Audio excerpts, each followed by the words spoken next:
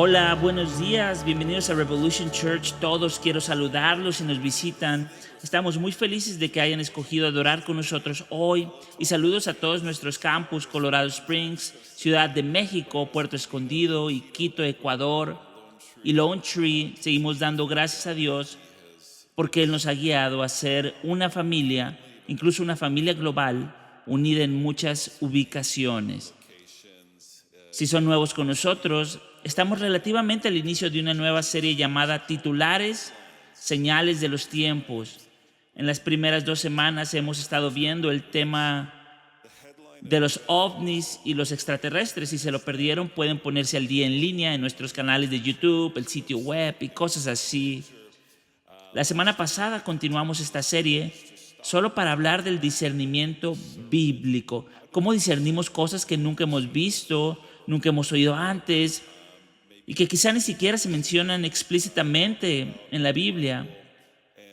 Y como parte de eso, nos enfocamos en un famoso incidente de ovni en Fátima, Portugal, y aprendimos el trasfondo, que en realidad no fue un incidente ovni, fue un ángel apareciéndose a unos niños, diciéndoles que se presentaran el día 13 de cada mes durante 6 meses seguidos, con la promesa de la revelación de la Virgen María.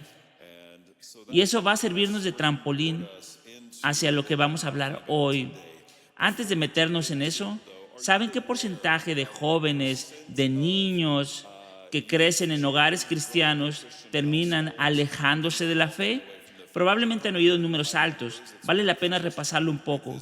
Campus Renewal estima que entre el 60 y 80% de los estudiantes de denominaciones cristianas que se van a la universidad también dejan su fe. Un estudio de Lifeway Research encontró que aproximadamente el 66% de los jóvenes adultos criados en la iglesia se alejan de su fe durante sus años universitarios. Algunas estimaciones son aún más altas, del 70 al 88%, pero ¿dónde están aterrizando teológicamente en términos generales? No siempre terminan en la categoría de ateísmo puro.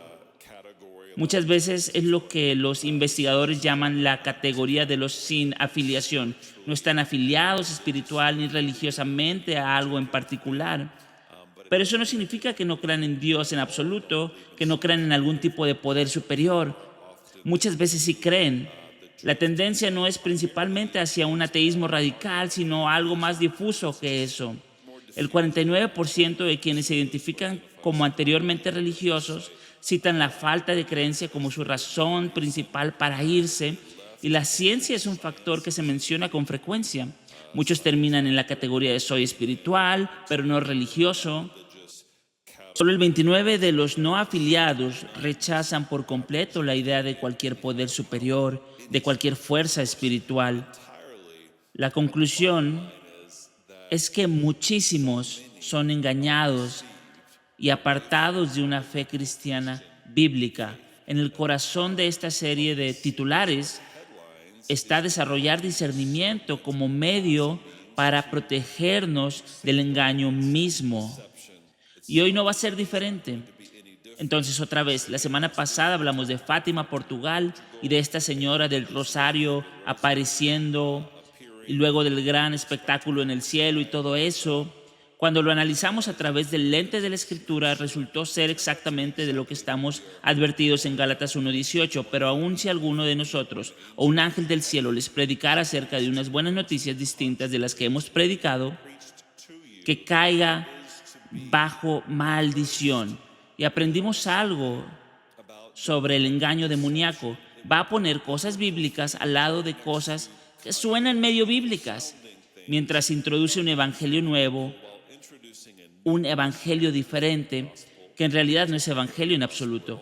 Hoy vamos a ampliar este lente porque resulta que Fátima no es algo único, aunque fue una de las primeras de su tipo. Esta dama resplandeciente, esta Virgen María, sigue apareciendo cada vez más y más. El incidente de Fátima en realidad está dentro de una larga cadena de eventos que se ven casi idénticos a este a través de siglos y continentes. Esta figura femenina resplandeciente un destinatario o destinatarios escogidos, un mensaje y una petición, todo llevando a una nueva devoción. Mi esperanza es que tu oído ya esté y continúe estando cada vez más afinado para reconocer algunos de los engaños más sutiles de Satanás y que puedas identificarlos. Así que para los propósitos de hoy, la cadena de la que hablamos comienza en 1531, cuando una figura se aparece a un campesino llamado Juan Diego en un cerro llamado Tepeyac, justo al norte de la Ciudad de México. Esto es poco después de la conquista española de México. Ese cerro no era un cerro cualquiera, era el sitio exacto de la diosa madre azteca, cuyo nombre significa nuestra madre. En ese mismo cerro, en ese mismo suelo, esta figura aparece y se identifica de esta manera. Ten por cierto, hijito mío, el más pequeño llamado, que yo soy la perfecta, siempre virgen, Santa María, Madre del Dios verdadero, por quien todo vive, el Señor de todas las cosas cercano a nosotros, el Señor del cielo y de la tierra. Luego dice, ¿no estoy yo aquí, yo que soy tu madre? ¿No estás bajo mi sombra y mi protección? ¿No soy yo la fuente de tu gozo? ¿No estás en el hueco de mi manto, en el cruce de mis brazos? ¿Necesitas algo más? Pasemos esto por el filtro de la escritura. Ella dice, necesitas algo más. En la Biblia, ¿quién es suficiente? Aquel de quien no necesitamos nada más. Colosenses 2:10. Están completos mediante la unión con Cristo. Es Cristo. Y sin embargo ella dijo, ¿necesitas algo más que ella? También dice que ella es la fuente de su gozo. ¿Quién en la Biblia es la fuente de tu gozo? Salmo 16:11. En tu presencia hay plenitud de gozo. Dios es la fuente de tu gozo. También dice, ¿no están en el hueco de mi manto y bajo la sombra de mi protección? ¿Quién bíblicamente es nuestra sombra y nuestra protección? Eso es Salmo 91. El que habita al abrigo del Altísimo morará a la sombra del Omnipotente. Es Dios. Y esto también vino acompañado de una señal milagrosa. Casi todas son así. Esta aparición de María dejó una imagen impresa en la túnica de este hombre. No la imagen de la sábana de Turín, probablemente deberíamos verla en esta serie, pero en cambio, esta es esa imagen hoy. 20 millones de peregrinos al año van a visitar esta imagen en la Ciudad de México. 20 millones cada año. En solo unos pocos años después de este incidente de 1531 en el Cerro, casi 9 millones de indígenas mexicanos se convirtieron al catolicismo con una gran devoción a la Virgen de Guadalupe. Todo surge de este encuentro, junto con la conquista española. Iglesia, el lenguaje que está reservado para Dios en la Biblia, siendo usado para cualquier otra persona o cosa, por grande que sea, por piadosa que haya sido, eso debería encender todas las alertas de discernimiento en tu alma. Así que nuestra alerta de discernimiento número 1 es cuidado con el vocabulario divino, aplicado a una figura no divina. Continuemos. Hace unos siglos, 1830, una capilla en París, una joven monja llamada Catalina Laboure está en una capilla en Rue du Bac, en París. Aparece una figura, está de pie sobre un globo con rayos de luz saliendo de sus manos y está sobre la cabeza de la serpiente. Ella le da instrucciones a Catalina para que se cree una medalla como la que podrías llevar al cuello. La frase inscrita en la medalla se convierte en una de las frases devocionales más difundidas de la historia humana. Desde entonces se han distribuido cientos de millones de estas medallas. La frase es esta: oh María, concebida sin pecado, ruega por nosotros que recurrimos a ti, a ti. Ahora, antes que nada, ¿quién en la escritura aplasta la cabeza de la serpiente? Sí, eso fue profetizado justo después de la caída y en Génesis 3, entre la simiente de Adán y la simiente del enemigo, la serpiente, él te herirá en la cabeza, es decir, la simiente de Adán, y tú le herirás en el calcañar. Y por supuesto, Jesús es la simiente por medio de quien eso fue hecho, aun cuando la serpiente es mencionada bajo nuestros pies como creyentes. Como lo dice la Biblia en Romanos 16:20, y el Dios de paz aplastará pronto a Satanás debajo de vuestros pies. Pero aquí, ¿quién lo está haciendo? María. Escuchen lo que se está estableciendo aquí. Recurrir no es una palabra que usemos mucho. La medalla no le está pidiendo al que la lleva que ore a Dios por medio de Jesucristo. Más bien le está enseñando al que la lleva a recurrir a María. Recurrir significa a dónde vas por ayuda. Y bíblicamente, ¿a dónde vamos por ayuda? Primera de Timoteo 2:5, porque hay un solo Dios y también un solo mediador entre Dios y los hombres, Cristo Jesús, hombre. No es poesía. La palabra de Dios está poniendo una cerca ahí, un mediador en singular, un solo canal de acceso entre el Padre y nosotros. Y ese canal es Jesucristo. Siguiente alerta: cuidado con cualquier figura o marco que se convierta en el canal de acceso entre ustedes y Dios en lugar de Jesucristo o incluso al lado de Él, porque el Nuevo Testamento no tiene una categoría al lado de la mediación de Cristo. Cristo no es una opción entre varias, es la arquitectura del Evangelio. Los que tienen discernimiento saben que cada vez que oyen Jesús más cualquier cosa, se encienden las alertas. Porque Jesús más cualquier cosa en realidad siempre es un menos. Amén. Amén. 16 años después, en 1846, hay dos niños pastores en una montaña de los Alpes franceses, cerca de un pueblo llamado La Salette. Ellos relatan a una mujer llorando. Está sentada con el rostro entre sus manos. Ella se levanta y habla. Y lo que dice es una de las frases con más carga teológica que vamos a escuchar hoy. Ella dice: si mi pueblo no quiere someterse, me veo obligada a dejar caer el brazo de mi hijo. Es tan fuerte y tan pesado que no puedo sostenerlo más.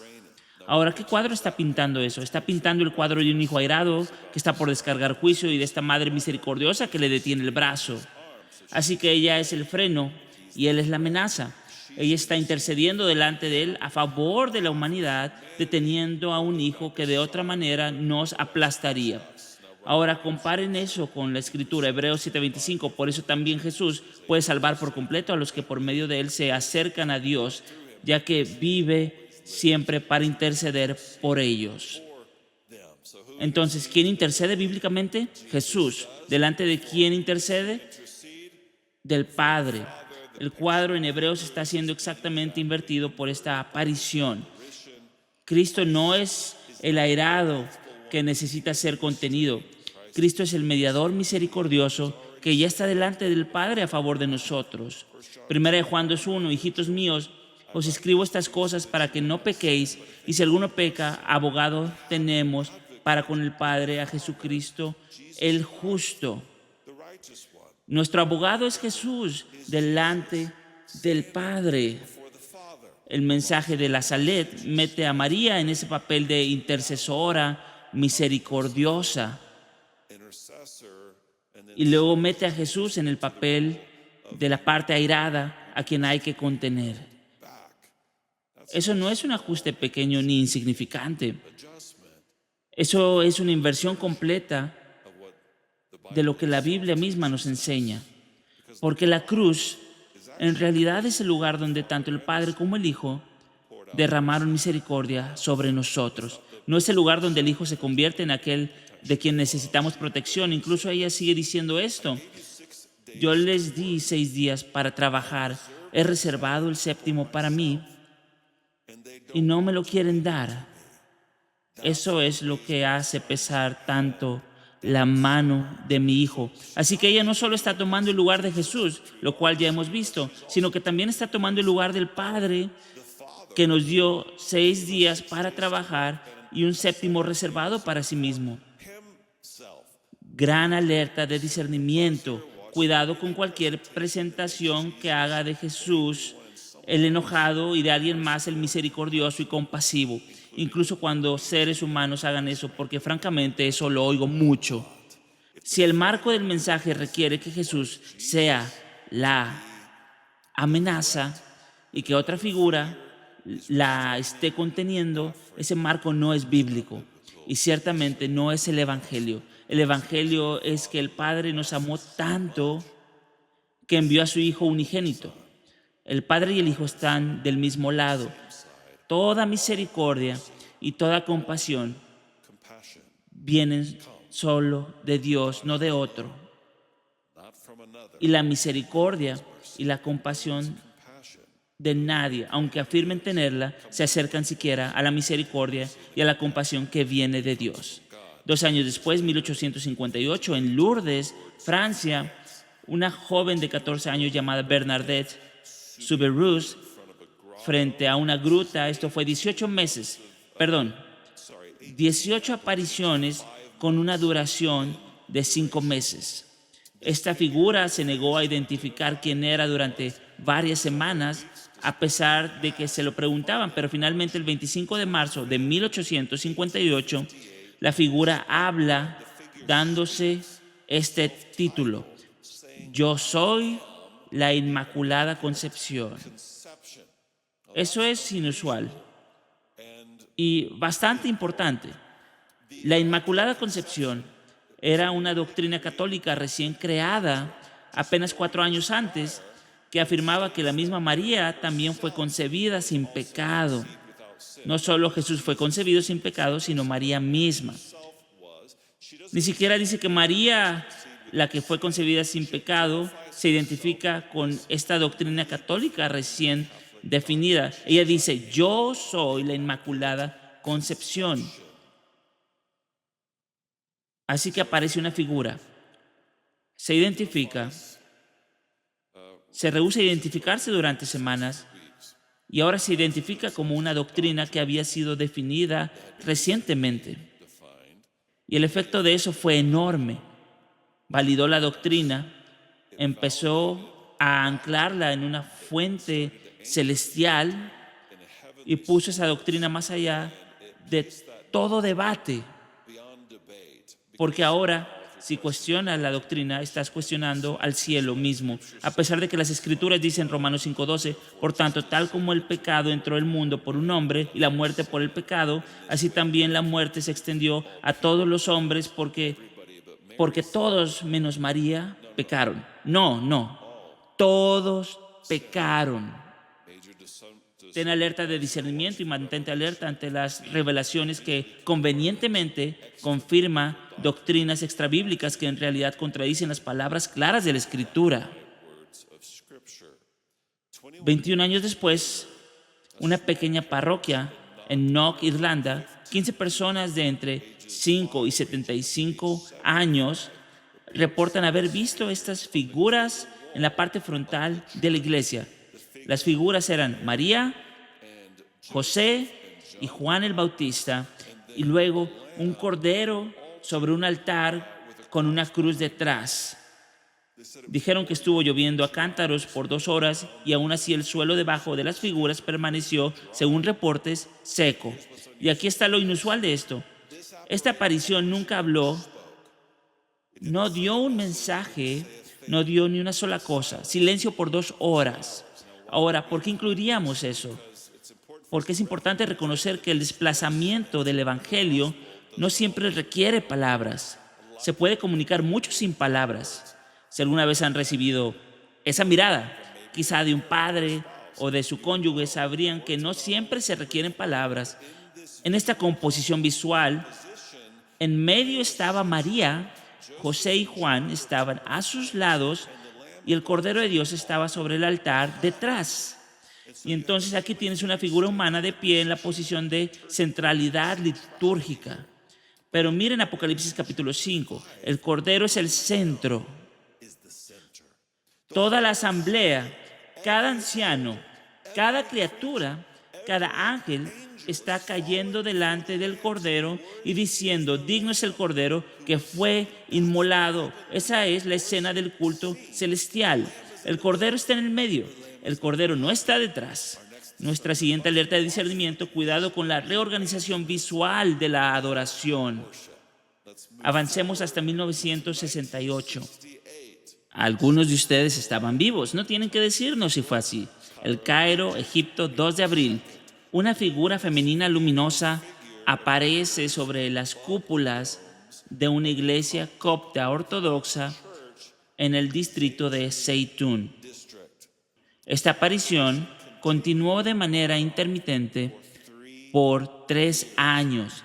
Fue vista por un estimado de varios cientos de miles hasta varios millones de personas, incluyendo cristianos coptos, católicos, protestantes, musulmanes, judíos y ateos declarados. Se tomaron fotografías. Pueden ver una de ellas ahí. El presidente egipcio de ese tiempo, Nasser, si recuerdo bien, fue reportado entre los testigos. El Ministerio de Turismo de Egipto emitió una validación oficial. Esta figura tampoco habló jamás. 3 años, ni una sola palabra. Ahora, otra vez, ¿por qué importa esto aquí para nuestro aprendizaje? Zeytún responde una pregunta. Creo que muchos de nosotros preguntaríamos, una sola persona que afirma ser visionaria y afirma todas estas cosas es una cosa. Podría estar engañada, podría estar inventándolo, pero ¿qué pasaría cuando hay apariciones que se muestran a cantidades masivas de personas y todas concuerdan en lo que están viendo y se están tomando fotos? ¿Qué pasa con personas de múltiples religiones realmente diciendo y reportando lo mismo? Zeytún en realidad es un caso de prueba para nosotros porque hay multitudes, muchas religiones, evidencia fotográfica y validación oficial. Y aún así el resultado fue idéntico al de todas las apariciones verbales también. La devoción mariana aumentó a través de múltiples tradiciones. La veneración musulmana a la figura de María aumentó.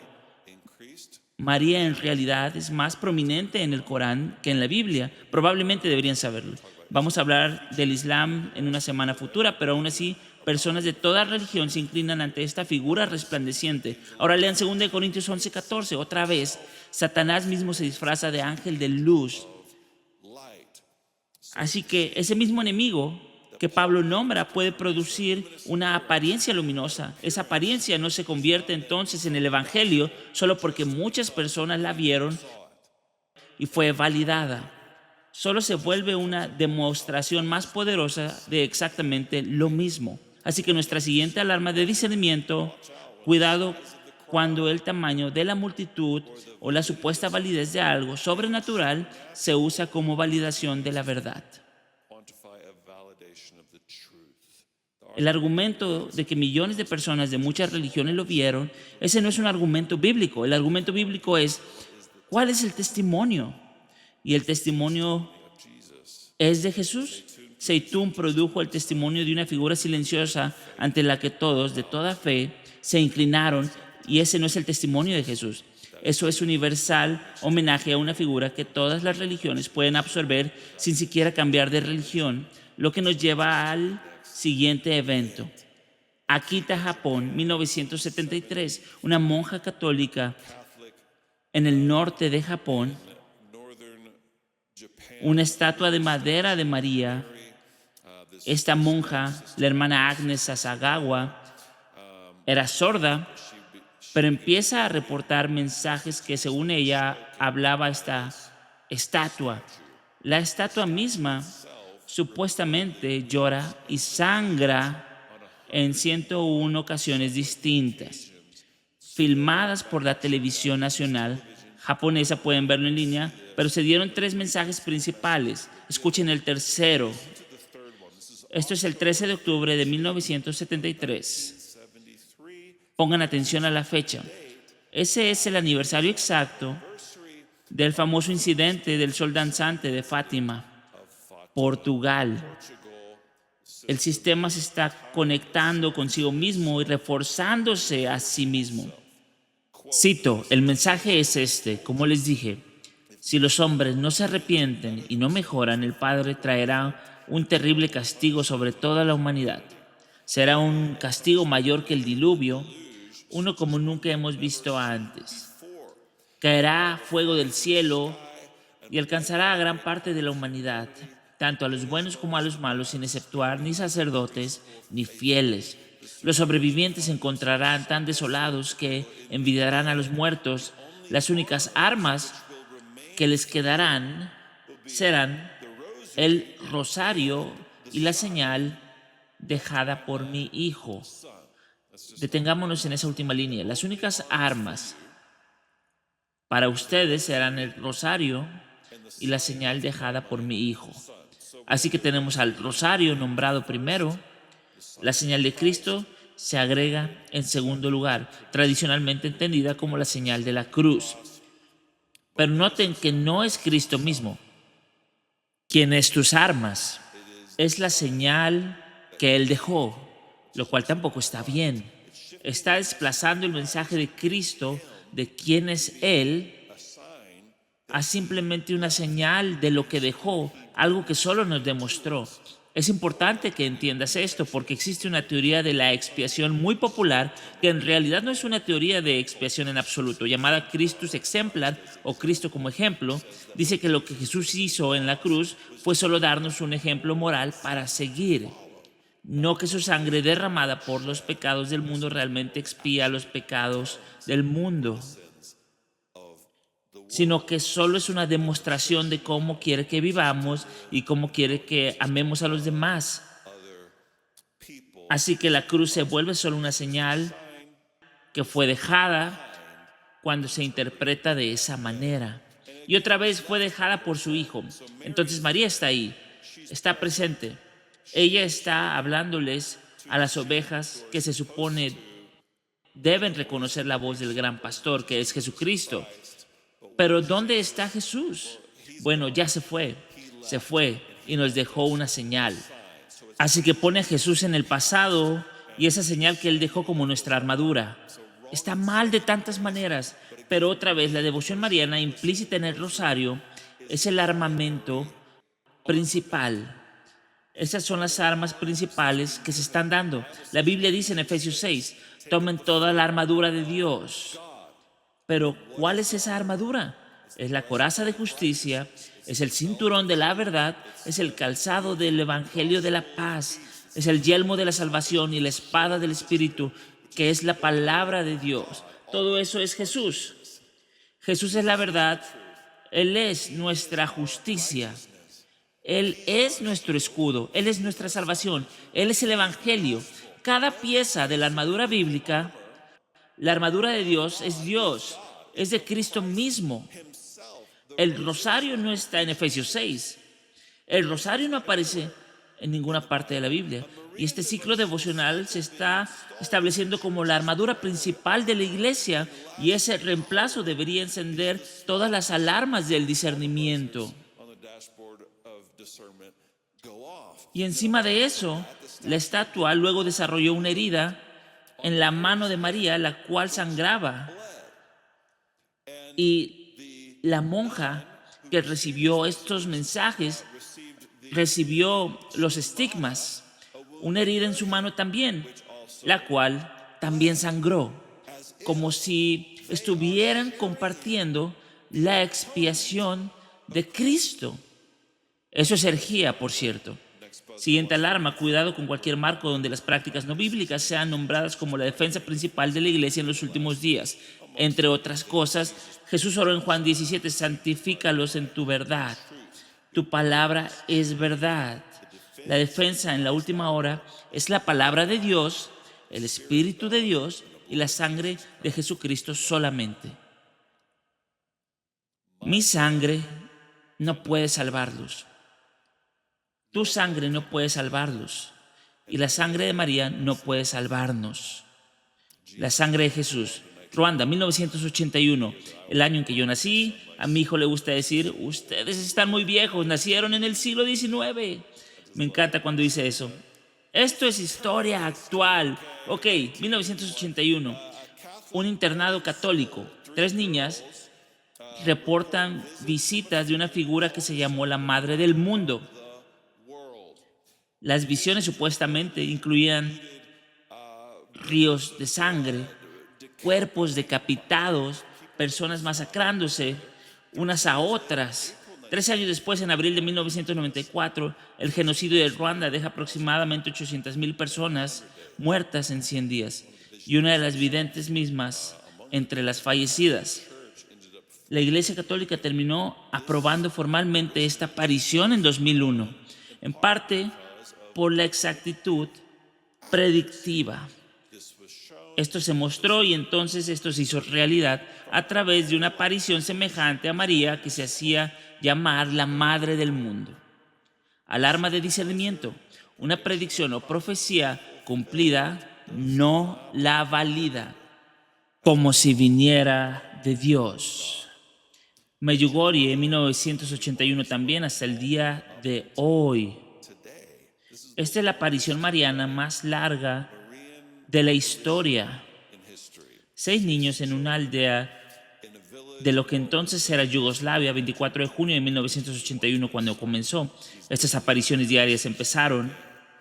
Para varios de los videntes, las apariciones siguen hasta el día de hoy, aunque la frecuencia para algunos se ha reducido a una vez al año, según reportan.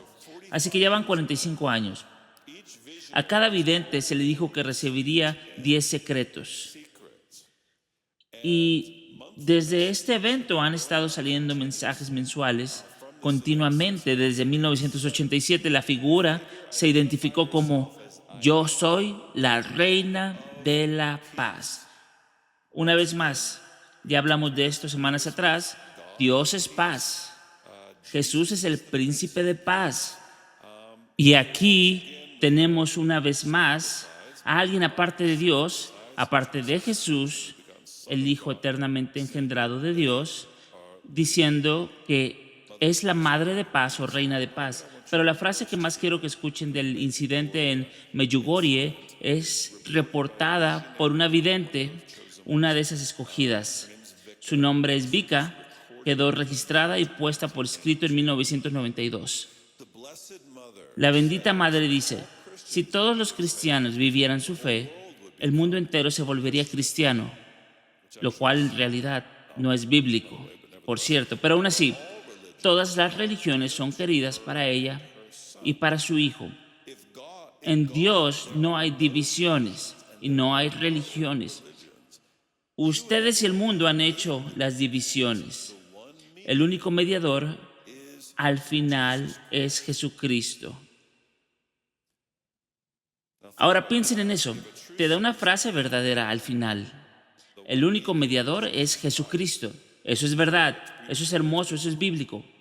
Pero lo que vino antes en realidad redefine toda la oración para convertirla en una mentira completa. Todas las religiones son queridas para ella y para su Hijo, y en Dios no hay divisiones ni religiones. Así que esa distinción en realidad está disolviendo la misma mediación de Jesucristo en la última línea. Parece afirmarse, pero en realidad no, porque redefinió todas las palabras. Si Jesús es el único mediador y todas las religiones son igualmente queridas para Dios, entonces Jesús es el único mediador de absolutamente nada. Es el mediador porque nadie necesita venir. La exclusividad de la mediación de Jesús es precisamente el punto de que Él medie entre nosotros y Dios. Él dice: nadie viene al Padre sino por mí. Nuestra siguiente alarma de discernimiento: cuidado con el universalismo suave, que pone una frase cristiana verdadera al lado de frases que en realidad la destruyen. Esta es la línea donde la trayectoria empieza a volverse muy visible en todas estas cosas. Y yo estoy escogiendo una cantidad bastante selecta y pequeña de ellas porque hay muchísimas. Así que si vuelven hasta Guadalupe en 1531, María estaba usando vocabulario divino, y en Rudubac obtenemos esta idea mariana de acudir a ella por ayuda. La Salette invierte la ubicación del mediador entre nosotros y Dios. Y Lourdes, Francia, empieza a elevar esta doctrina elevada sobre María. Knock, Irlanda, está reacomodando el altar Fátima ahora está prometiendo salvación por medio del corazón consagrado de María. Akita, Japón, hace del rosario la última armadura en los últimos días. Y ahora Medjugorje en nuestra generación dice que todas las religiones son queridas y que no hay divisiones entre ellas. Eso solo es invento nuestro. Ahora, eso no es como una pequeña desviación. Es una bastante importante, extendida a través de cientos y cientos de años. Es un arco largo con una dirección muy clara. Cada evento está abriendo la puerta todavía más hasta que lo que entra por ella no es cristianismo en absoluto. Y noten este movimiento con el tiempo.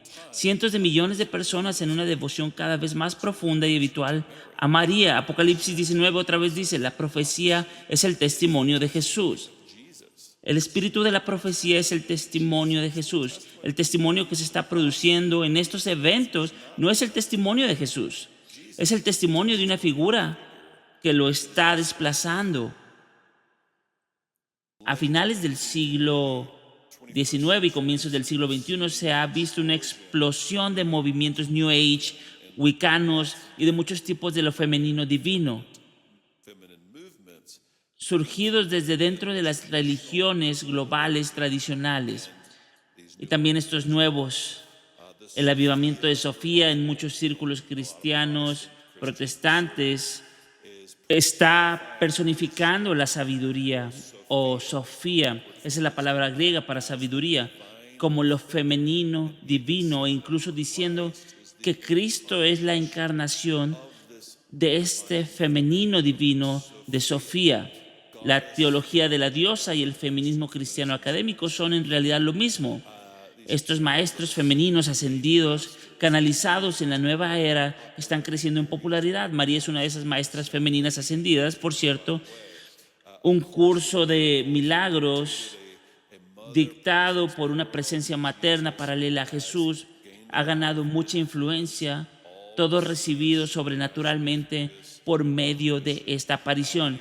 Cuando leen las cosas marianas en la tradición católica, junto con todos estos otros desarrollos globales, creo que van a ver que hay una trayectoria que está empezando a converger en un movimiento global mucho más grande hacia esta figura femenina divina arquetípica. Los títulos se vuelven intercambiables: la reina de la paz, la madre del mundo, la diosa madre, divina Sofía, madre cósmica, todo convergiendo en una sola, fuera del marco católico.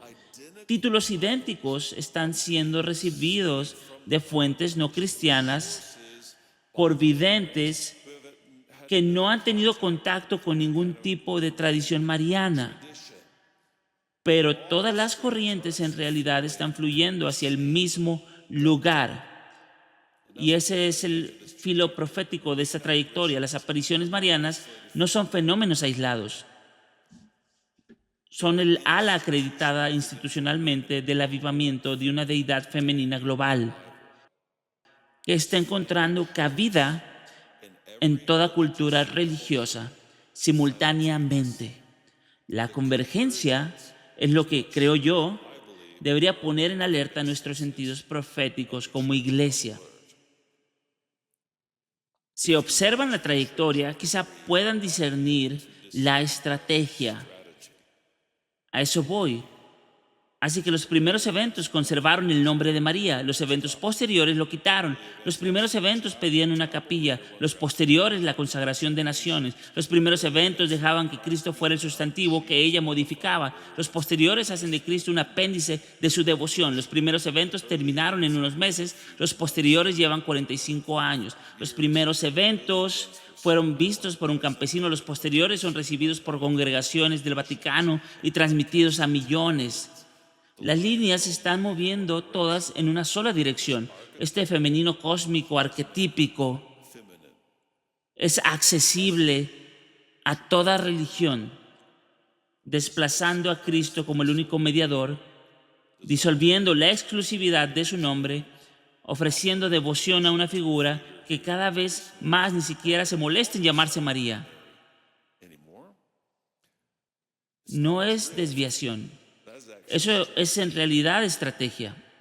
Ahora piensa en esto. Apocalipsis 17 describe a una mujer sentada sobre muchos pueblos, sobre muchas aguas, y hay un imperio global bestial, cogobernado, al menos por un tiempo, por 10 reyes, hasta que entregan su autoridad y se la dan toda al uno. Eso lo compartí cuando enseñamos el libro de Apocalipsis en nuestra serie sobre la tribulación. Yo creo que la mujer de Apocalipsis 17 representa el espíritu de autogobierno, el espíritu de autonomía, de desechar la autoridad, porque ella es llamada Babilonia la Grande. Babilonia apunta a Babel, donde dijeron: vamos a hacernos un nombre en cierto sentido y elevarnos al lugar del cielo y todo eso. Así que, si eso es cierto, si Babilonia la Grande representa el espíritu de autogobierno, el espíritu de autonomía, eso explicaría por qué ella gobernaba sobre la bestia. Y la amaron hasta que se volvieron contra ella y terminaron con ella. En ese mismo momento estaban entregando toda la autoridad al anticristo. El autogobierno y la autonomía son la bebida con la que todos se embriagan hasta que creen que en este momento ningún poder necesita consolidarse, y lo consolidan detrás del único rey. Luego, después de hacer eso, en Apocalipsis 17 se nos dice que comenzaron a lamentar la pérdida de ella. Bueno, más o menos pueden imaginarlo. Necesitamos consolidar el poder para lidiar con esto, sea lo que sea. Y entonces, de verdad, lamentan haber perdido su autonomía y su gobierno. Una vez que lo hacen, desearían tenerla de vuelta. De cualquier forma, al retratar a Babilonia bajo el gobierno de esta mujer en particular, incluso llamándola Babilonia, eso no es algo aislado en la Biblia. De hecho, se repite varias veces en el Antiguo Testamento. En el libro profético de Zacarías, Zacarías 5, hay una mujer en una canasta llamada Maldad que termina siendo llevada por otras dos mujeres, y el profeta pregunta: yo pregunté al ángel que hablaba conmigo, ¿a dónde se llevan el recipiente? Y él me respondió: se lo llevan al país de Sinar para construirle una casa. Cuando la casa esté lista, colocarán el recipiente allí sobre un pedestal. La mujer conectada con Babilonia, ella está conectada con la mujer de Babilonia de los últimos tiempos aquí, la Babel resucitada que dice: voy a hacerme un nombre. La misma mujer llamada Babilonia la Grande en Apocalipsis 17. Porque en parte creo que es una personificación de lo que Satanás le dijo a Eva. En el pecado original, serán como Dios, autogobierno, autonomía. Pero hay más que conecta a Babilonia en la Biblia con esta mujer. Isaías 47 personifica a Babilonia como esta mujer. Y escuchen lo que describe que esta mujer dice en el versículo 7: dijiste y dijiste, seré reina siempre. Cada vez más esta palabra reina aparece en estas apariciones. Isaías 47:8.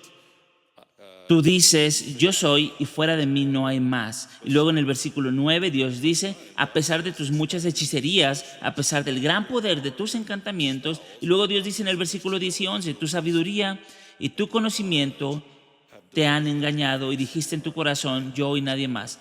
Pero un mal vendrá sobre ti que no sabrás conjurar. Caerá sobre ti un desastre que no podrás remediar. Aquí hay muchas cosas que conectan con lo que hemos estado estudiando. Su sabiduría, el movimiento de culto a Sofía, que personifica la sabiduría, la palabra griega Sofía, como este femenino divino. Ella dice, yo soy y no hay nadie junto a mí. Cada vez más estas apariciones ponen a esta dama resplandeciente en el lugar del Padre y en el lugar del Hijo. Y Dios dice que ella no puede remediar por sí misma cada vez más es presentada como una corredentora junto a Cristo. Y luego Dios dice en el versículo 12, permanece ahora en tus encantamientos y en tus muchas hechicerías. Entonces, es incidental que la mujer de Apocalipsis 17, llamada Babilonia la Grande, sentada sobre muchas aguas y muchos pueblos, sobre todo el imperio bestial global que surge en los últimos días, sea presentada como una figura cúltica de lo femenino divino y también llamada la madre de las abominaciones. Tal vez, pero sospecho que quizá no. Creo que es posible que sigamos viendo esta figura divina colectiva, esta figura materna, crecer en las esferas del pensamiento espiritual. Y al final, la meta de todo esto es la misma: decir que todo es una y la misma cosa por medio de su ascenso y esta tradición, esta tradición, esta tradición, esta tradición, esta nueva religión y aquella nueva religión, pero en realidad siendo lo mismo, todo lleva a esta convergencia de unidad. Piensen en esto: Satanás no es tonto, es pura maldad, no es ignorante. Los ángeles fuimos hechos menores que los ángeles. Sospecho que el mayor genio de todos los tiempos en la tierra todavía no sería tan inteligente como el ángel más tonto. No lo sé con certeza, pero sí sé que fuimos hechos menores que los ángeles. La escritura lo dice.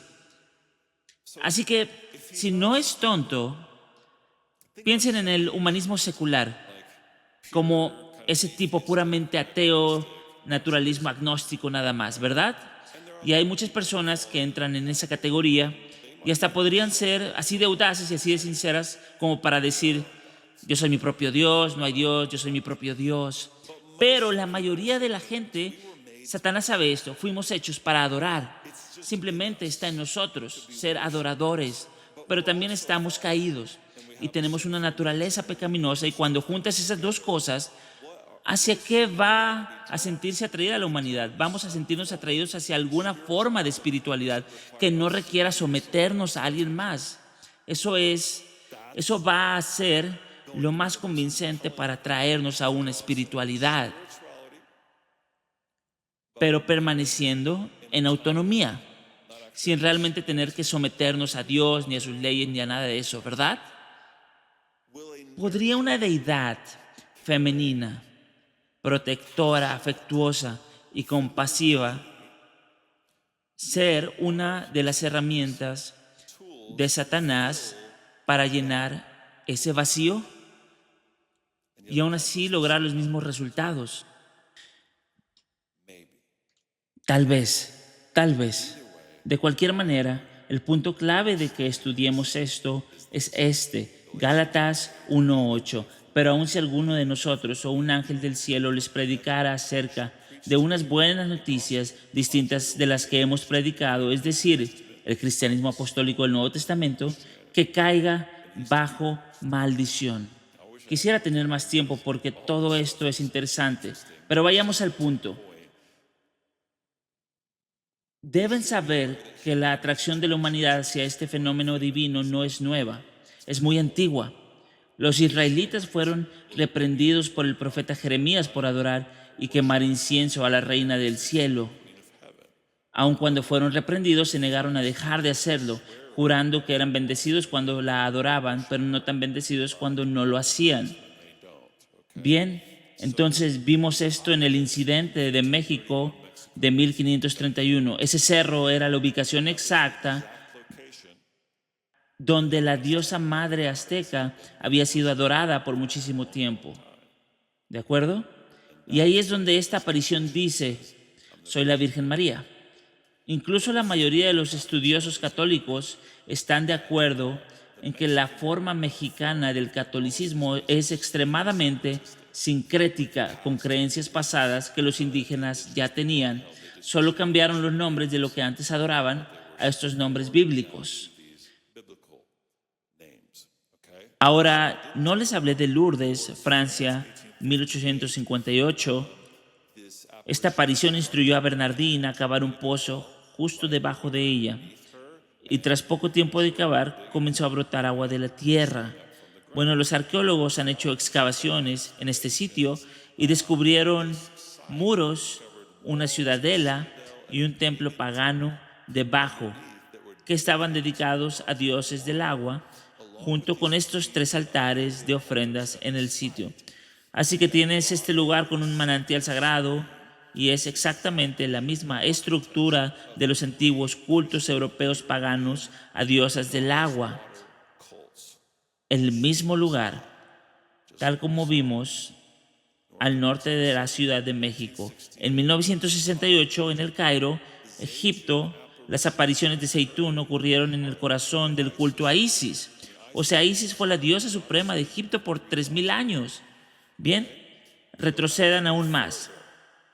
El caso de prueba original, quizá. La tradición católica sostiene que María pasó sus últimos años en una pequeña casa, en una colina fuera de Éfeso, en la actual Turquía.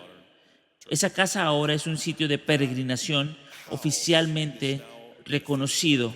Y muy bien podría ser la casa históricamente, por lo que sabemos. Pero el punto de hoy es este.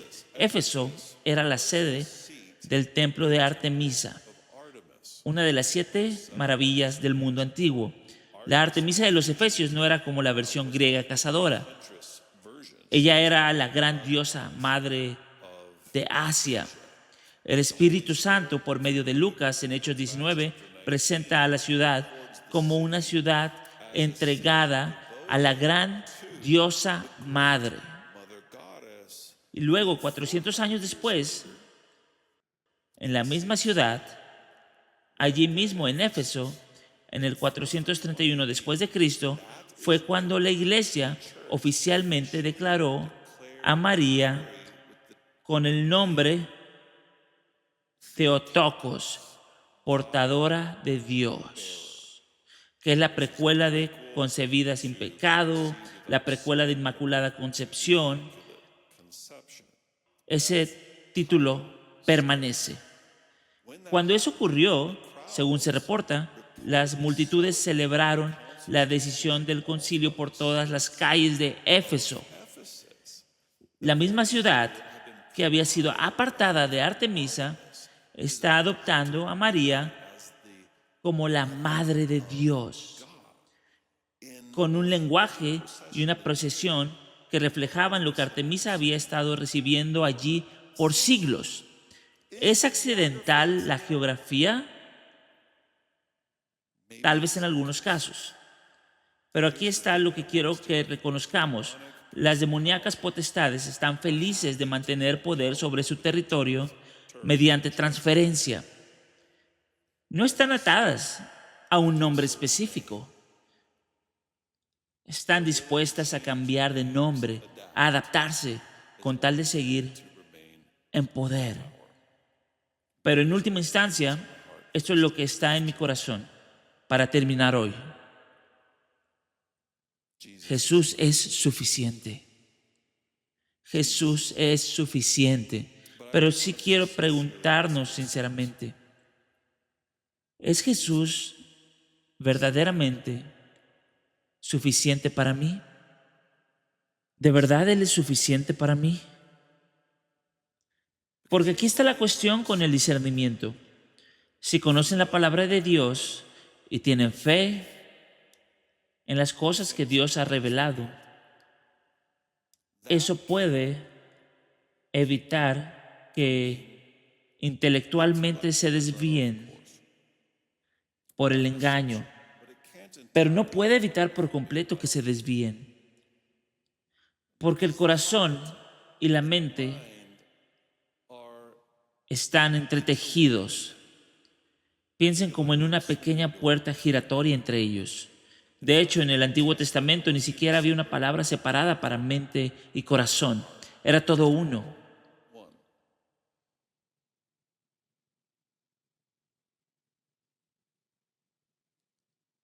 Si Jesús no es suficiente,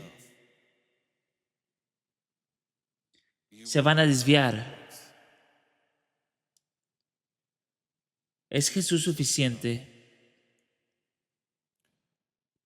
para ustedes? Muchas veces oigo a personas hablar de que no están contentas, no están satisfechas, no se sienten plenas, pero que si tan solo esta circunstancia cambiara, entonces sí lo estarían. Y yo sé que no se dan cuenta de lo que están diciendo. Porque aquí está el asunto. Si yo estoy descontento aquí, pero este cambio me hace estar contento, ¿saben lo que ahora es esa circunstancia? Es un ídolo. No fue Jesús quien te hizo estar contento. Él no era suficiente para ti. Creíste que tenías que tener esa otra cosa. Y cuando lo veo, me cuesta no orar. Dios, no se lo des todavía. Claramente eso no les va a hacer bien. Jesús no es suficiente. Solo está sirviendo al ídolo. Y la realidad es que mi esperanza para nosotros, sobre todo, es que lleguemos a conocer a Jesús y a saber permanecer en Él, donde Él realmente sí es suficiente, donde su gracia es suficiente y no solo un versículo teológico de la Biblia que medio recordamos en la parte conceptual de nuestra mente. Es una realidad vivida. Su gracia es suficiente y Jesús es suficiente, porque les diré que cuando Jesús de verdad es suficiente para ustedes, no pueden ser desviados, no solo por el engaño, sino por las preocupaciones de la vida, los placeres de este mundo, todo lo demás. Jesús es suficiente. Él es suficiente. Cuando Jesús es suficiente, Jesús más, de hecho te alarma, porque sabes que Jesús más siempre significa un menos.